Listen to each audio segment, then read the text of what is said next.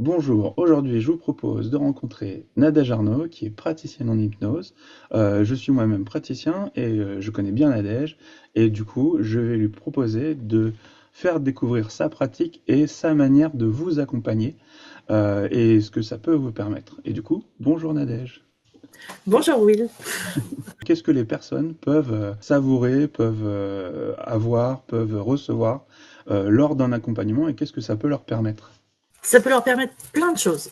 Déjà, si on prend des personnes qui sont dans un état de stress, que ce soit du stress au travail, du stress à la maison, avec une séance d'hypnose, tu peux venir travailler sur ce stress en amont de qu'est-ce qui a créé ce stress, à quel endroit ça s'est presque créé ce truc-là, et de venir soit l'écouter, soit le transformer de manière à avoir des outils pratiques aussi dans ta vie de tous les jours pour gérer ce stress et que ça soit plus un truc que tu subis, mais un truc que tu apprivoises presque.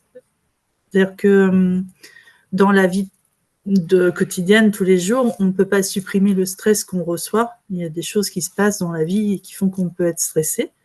Mais c'est comment nous, comment on se l'accapare, comment on le prend de manière à être moins chamboulé, chahuté par ce stress. Ce serait un peu comme ces moments où on peut se dire, je sais pas pourquoi j'ai fait ça, ou c'est bizarre parce que avec toute la volonté du monde, ben du coup, je peux pas m'arrêter de faire ci ou ça, comme Ouais, quelque chose justement où ben on essaierait de contrôler, mais que finalement, ben il y a quelque chose de nous qui se fait tout seul. Euh, exactement, Comme devenir exactement. copain avec un pot de Nutella ou avec un paquet de cigarettes, et Ouais. alors qu'on sait très bien que c'est pas la meilleure chose du monde, quoi. Oui, c'est ça, c'est exactement ça. C'est qu'il y a des moments où tu te dis, bah oui, effectivement, de démonter le pot de Nutella, c'est pas la meilleure idée du monde, sauf que c'est comme s'il y avait, d'ailleurs les gens le disent, c'est comme s'il y avait un truc plus fort que moi qui le fait en fait. C'est comme si c'était presque pas toi qui le fais, c'est quelque chose à la place de toi qui le fait. Et du coup, de venir en hypnose, revenir presque à la base de ça, de cet endroit où ça a été créé. Ça parle souvent d'insécurité, ça parle souvent de besoins en fait qui n'ont pas été qui ont pas été soit suffisamment donnés, soit qui en a vraiment pas eu. Et donc ça parle de sécurité. On remet de la sécurité à cet endroit. Ce qui est voilà, tu peux manger du Nutella, mais t'es pas obligé de manger tout le pot. Et c'est pareil pour la cigarette en vrai. Ouais. Et est-ce Hein. que toi, tu as des domaines où tu as une attention ou une expertise un peu plus... Ben justement, les addictions, moi, c'est quand même un truc qui me parle personnellement, tu vois. Les troubles alimentaires, c'est quelque chose que moi j'ai connu pendant un moment. Et du coup, c'est vraiment ouais, quelque chose que j'aime accompagner, que j'aime voilà, avec la personne, aller trouver tu sais, un petit peu la part d'ombre qu'on a et aller l'écouter, aller l'entendre et pas forcément être toujours dans la résistance et être toujours en bataille contre soi-même. Tu vois, il y a presque un truc d'acceptation de soi qui est important. C'est vrai qu'il y a souvent un côté où finalement les personnes s'épuisent à essayer de refuser des choses qu'elles font un peu inconscientes Ouais. Tu sais, des fois, juste d'aller écouter cette partie-là de toi qui d'habitude, que tu combats d'habitude, juste d'aller l'écouter, de l'entendre, il y a vraiment un truc ouais, qui se pose, vraiment de... Ah, tu vois, la partie, elle se dit, bah, cool, j'ai enfin été entendue, j'ai plus besoin de me battre autant et de crier si fort à l'intérieur, toi. Mais ouais, ouais, c'est pour la cigarette, euh, quand c'est que comportemental, tu vois, bon, bah, voilà, t'arrêtes juste un comportement, c'est presque assez facile, en fait. Toi, t'as juste un passage à l'action qui se crée, mais il y a des fois où c'est vraiment ancré, c'est presque identitaire, et là, du coup, faut aller écouter cette partie-là, sinon soit elle revient, soit elle se met sur autre chose, ce qui est pas non plus le meilleur truc à faire, quoi. comment c'est pour toi justement d'accompagner justement ce moment-là et Mais je trouve ça déjà très beau. Tu vois, quand la personne, elle se dit, bah, en fait, j'ai plus besoin de batailler. Et ouais, ma place, je trouve elle est plutôt chouette. Tu vois, t'es aux premières loges du changement de quelqu'un. Même sur les visages et tout, c'est quelque chose qui s'illumine, qui s'éclaire. En fait, c'est assez. Les gens ne sont pas pareils au début et à la fin. Comment ça se passe une séance? Si on peut présenter ça à quelqu'un qui connaît pas, ou même quelqu'un qui connaît, mais comme chaque praticien a sa manière de faire, quand on vient chez toi, comment ça se passe? Il y a une phase où on s'installe, on s'écoute, j'écoute ce que l'autre amène, pourquoi il est là, qu'est-ce qui fait qu'il y a cette démarche de venir voir quelqu'un. Dans sa façon de me raconter son histoire, de raconter, moi je note des petites choses qui tu sais, qui pop un peu, je me dis tiens, ah ça c'est intéressant, ça aussi. Alors, soit des fois je relève directement, soit la personne a besoin aussi voilà, de vraiment poser les choses, donc bon, tu laisses dérouler. Et puis il y a la phase où il y a quelque chose de plus émotionnel qui vient, et c'est presque une porte d'entrée facile, enfin facile. Ouais, facile en fait. Tu dis bah ok, là il y a un truc qui se passe vraiment, on sent qu'il y a une émotion, peu importe hein, l'émotion. Et bah allons voir ce que ça raconte, tu vois, et on suit le déroulé de ça. Et Ok. pour les gens qui sont plutôt plus à l'écart de leur émotionnel et qui ne veulent pas lâcher les choses, bah, du coup, on écoute et par des micro-mouvements de voix, de visage, bah là, tu dis, tiens, il y a peut-être quelque chose là à aller Mm. chercher, à aller creuser. Et du coup, tu guides. Hein, tiens, ce que tu m'as dit là, c'est quoi, c'est comment pour toi? Et du coup, tu vois, ça fait aussi un fil qu'on peut tirer à cet endroit. Ok. Ok. Ouais. Il y a de l'hypnose tout le temps. Ok. Tout le temps. Et si on vient maintenant un peu plus sur toi, qu'est-ce qui t'anime justement dans le fait de proposer cette pratique-là? Je trouve que c'est un outil vivant. Mm. C'est-à-dire qu'il n'y a pas deux états d'hypnose pareils, il n'y a pas deux personnes hypnotisées qui sont de la même façon. Du coup, déjà, pour moi qui aime bien, qui aime bien le changement, qui aime bien pas toujours faire la même chose, bah, du coup, c'est agréable, tu vois. C'est jamais... ouais, tu peux faire le même protocole, mais comme c'est pas la même personne, bah, du coup, ça sera pas pareil. Donc ça, c'est plutôt chouette. Et cet outil-là, c'est un outil à la fois puissant et magique, et en même temps avec des liens que tu peux rattacher aux scientifiques. Tu vois, c'est pas un truc complètement hors hors sol. Enfin, voilà, c'est vraiment, tu dis bah oui, mais on sait à quel endroit du cerveau ça marche et on sait comment ça marche. Tu vois, il y a un truc de c'est sérieux, tu vois. C'est pas Oui. Oui, ouais, puis il y a un truc très très naturel en fait et qui ouais, n'a pas besoin d'être extraordinaire. ouais, C'est quelque part c'est en fait c'est notre fonctionnement quelque part qui est magique et ouais, qui amène justement à ce que le fait d'activer d'une certaine manière le cerveau, ça permet au cerveau de décanter des choses que au quotidien il n'aurait pas le temps ou qu'il n'aurait pas la disponibilité ou la gymnastique pour pouvoir faire. Du coup, exactement. il y a vraiment un temps quand tu parles du temps d'écoute et puis de faire entendre à la personne ce qu'elle dit aussi, ben, c'est vraiment un temps où il y a quelque chose de, ok, on fait une parenthèse dans l'espace-temps justement pour prendre soin de ce qui est Ouais. en train de se passer. Et Oui, parce qu'on a une manière de se raconter l'histoire presque automatique, tu vois. mm, On l'a, tu vois, par exemple, moi, sur le poids, c'est un truc que je raconte, mais depuis quelques années maintenant, et toi, tu t'entends presque plus parler. mm, Tu t'entends presque plus raconter ton histoire. Et là, quand tu as quelqu'un en face qui te décortique un peu ce que tu viens de raconter, tu dis ah oui non, c'est pas trop ça que je voulais dire, mais ouais, du coup, tu vois, ça vient un peu te ah non. En fait, l'idée, c'est vraiment tu vois, tu as presque un petit champ de vision comme ça. mm, Et du coup, là, tu dis, bah attends, on ouvre comme ça, carrément, presque. Et tu dis, ah oui, en fait, ce que je pense ou ce que je crois de moi, c'est pas vraiment vrai, du coup. Mince, comment, qui ouais, je suis. Mais enfin, c'est plutôt chouette, en vrai, de se poser ces questions-là, de venir un peu questionner ses croyances. C'est-à-dire qu'on va pas tout non plus tout faire péter et dire bah non, toutes les croyances sont pas bonnes. En fait, il y a des croyances qui sont bien, Bah, tu vois, même des croyances qu'on dit limitantes, qui sont non, ça va, je la garde. ouais. Mais tu vas l'explorer. Qu'est-ce qu'elle raconte vraiment et est-ce que tu as vraiment envie de la garder ou pas, toi. Mm. Mais si tu fais pas ça, bah en fait, tu gardes des trucs qui ne sont pas, qui sont des fois même pas à toi. Oui, c'est vrai qu'il y a un côté de ce qui nous a été appris quand on était, enfin, ce qui nous a été enseigné, ou Ouais, ce qui nous a été mis à disposition quand on était petit, quand on essaye de se construire et que ben, on observe tout autour de nous. On voit des fonctionnements chez nos parents ou chez des adultes ou même chez d'autres personnes et en fait on se dit ah c'est comme ça en fait qu'il faut vivre. Ah c'est comme ouais, ça qu'il faut réfléchir. Ah c'est comme ça qu'il faut. Et du coup il y a des fois où on a en nous des choses qui nous semblent naturel et normal, sauf qu'en vrai, c'est juste il y a un contexte, c'est juste une manière dont j'ai pu comprendre les choses, c'est juste et peut-être que ça peut se challenger suivant notre stade de développement.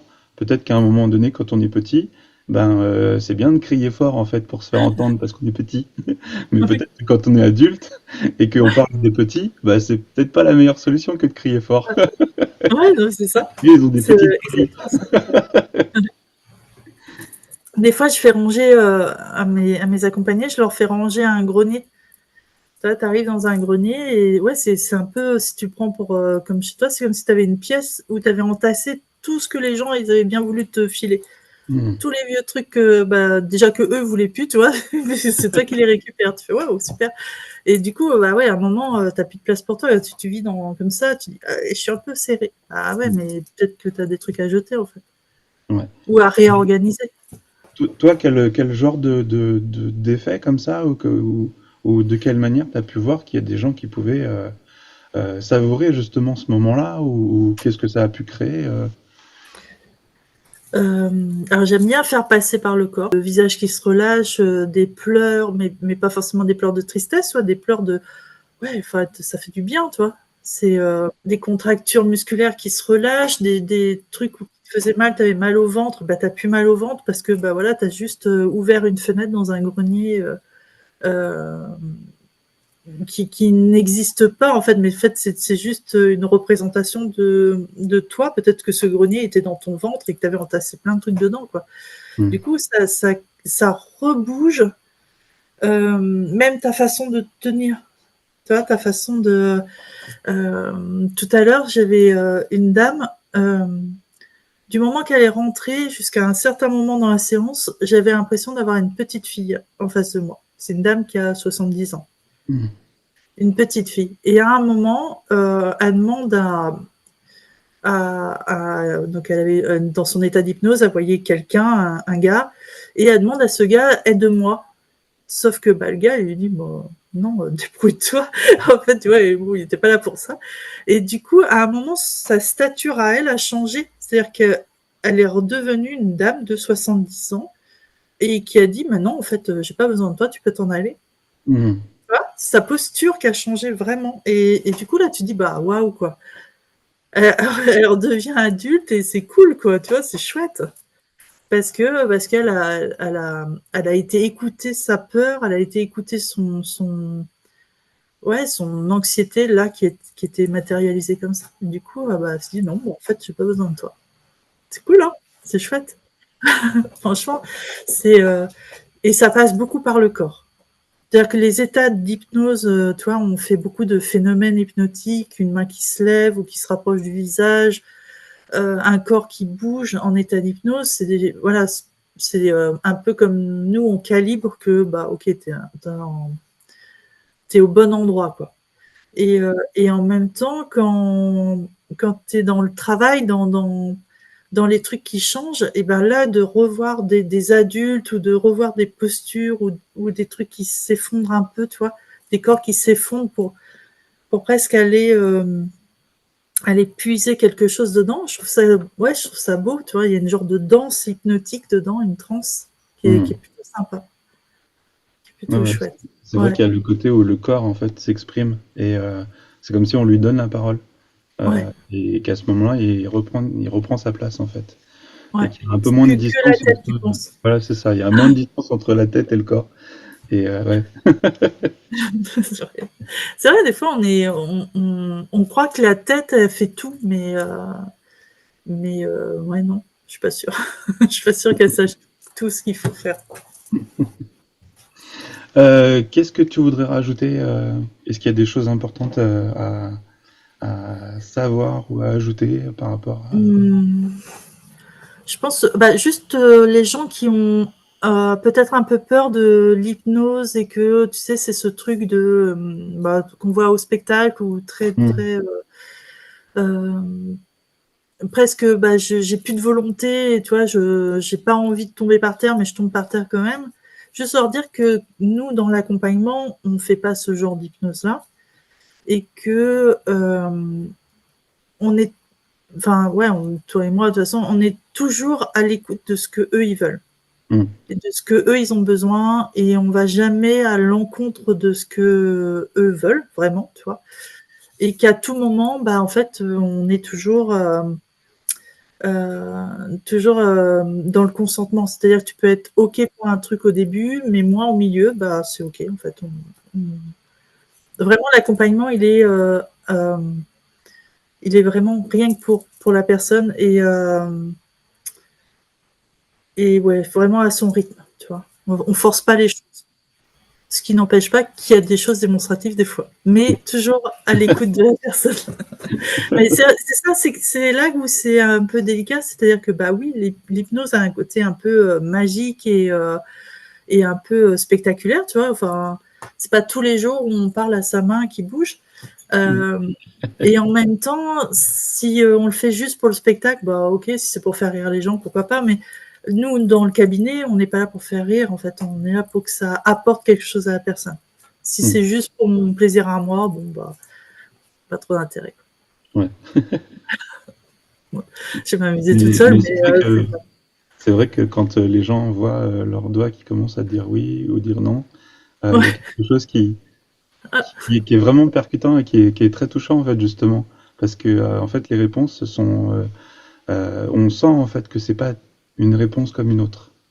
C'est quand on a des amis qui nous proposent des choses, oh tu devrais faire ci ou tu devrais faire ça, c'est comme si les conseils passaient un peu tout autour.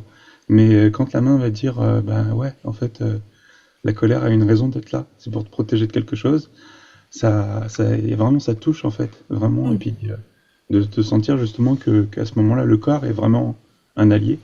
Il y Ouais. a vraiment quelque chose de très touchant en fait. Ouais, je suis d'accord. Très touchant. Et puis toi, tu te dis, bah, en fait, ça te parle presque au cœur, toi. C'est un Mm. truc de, c'est pas qu'une voix dans ta tête qui dit, bah oui, c'est vraiment un truc bah, corporel, quoi. Tu dis, ah ouais, là. Et toi, tu sais de quoi ça parle. C'est-à-dire Ouais. que quand il dit, ah bah la colère a une raison d'être là, toi, ça te renvoie direct Mm. à un moment où tu dis, bah ouais, il a raison, il a raison, mais comment tu sais? Mais c'est plutôt chouette, ouais. Ouais, vraiment. Ça, c'est Mm. vraiment un truc. Et tu vois, c'est spectaculaire pour la personne et en même temps, c'est à son service. En fait, on est à son service. Tu vois. C'est vraiment un travail voilà, on est au service des gens. Et Mm. et il y a ce truc aussi dans l'hypnose où, tu sais, il faut que ça aille vite. On a l'impression que, tu vois, souvent les gens disent, ouais, moi j'ai arrêté de fumer avec l'hypnose en 1 ou 2 séances, comme si c'était un gage de réussite ou de Mm. trucs. Mais en fait, non, c'est juste de dire aux gens, euh, si vous arrêtez de fumer avec l'hypnose et que ça vous a pris 4, 5 séances, 6 séances, en fait, c'est pas grave.